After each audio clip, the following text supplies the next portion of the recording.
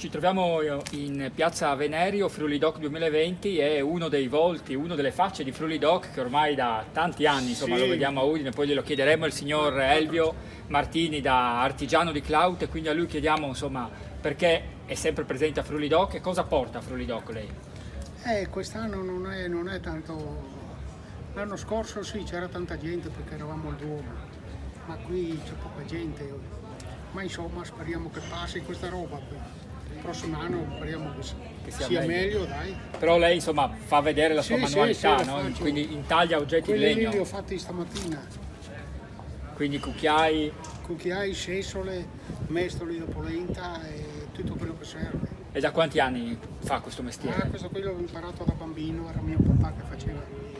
Ma tutti al mio paese facevano questo qui. Ok. Io ho imparato da bambino, poi per lavori così non ho smesso di fare questo, a fare altri lavori.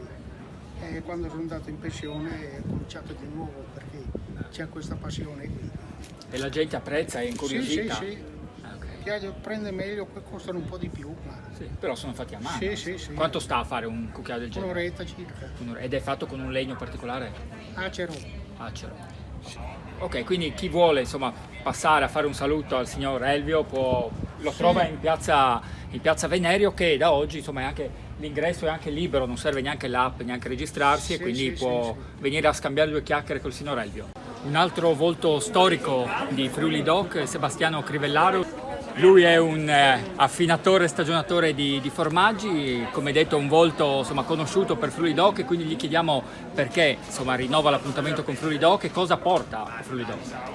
Beh, innanzitutto buongiorno, rinnovo l'appuntamento con Friuli Doc perché comunque come gruppo Carnia soprattutto ci crediamo, quindi non sono il solo a credere a questa iniziativa. È chiaro che è stata un'iniziativa sofferta perché anche noi abbiamo dovuto organizzarci per tempo sapendo anche che non sarebbe stato facile.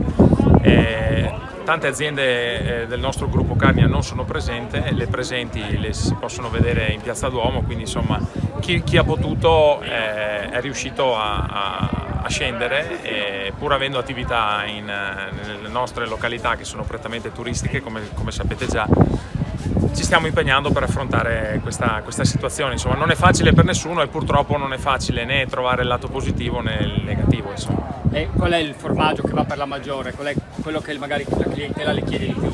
Beh no, adesso i formaggi di malga, complice anche il caldo, sicuramente i formaggi freschi della stagione dell'estate 2020 sono sicuramente i più gettonati.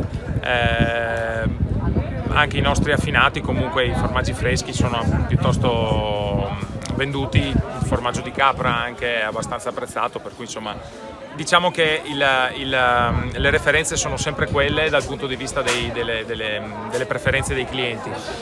Aspettiamo che aumenti e che ci sia più gente, insomma. Però comunque posso confermarvi, per quello che mi riguarda, che stiamo lavorando abbastanza bene. Siamo con un altro dei volti noti di Friuli Doc che da anni insomma scende a Udine dalla Carnia, da Villa Santina per presentare il suo fricco, la sua polenta e poi cos'altro insomma.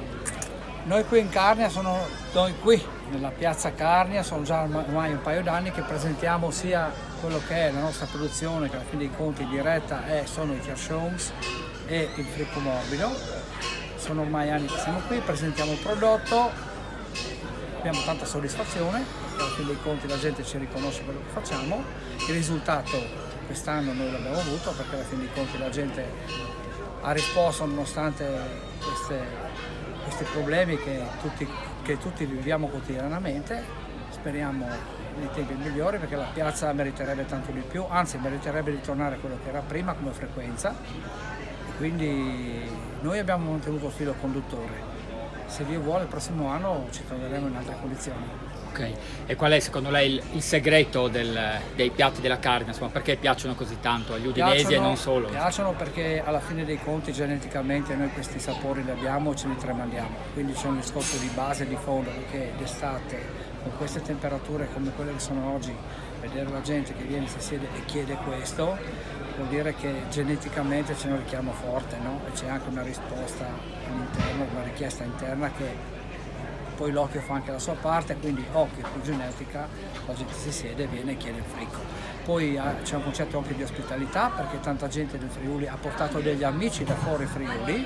Negli altri anni diciamo che c'era molta più frequenza, quest'anno è un po' più limitata, però li portano per assaggiare i prodotti della loro terra, che è anche giusto che io, se vado in Puglia, nel Lazio, vado a assaggiare i prodotti degli altri, e sono soddisfatto perché un'Italia così non la trovo da nessuna parte.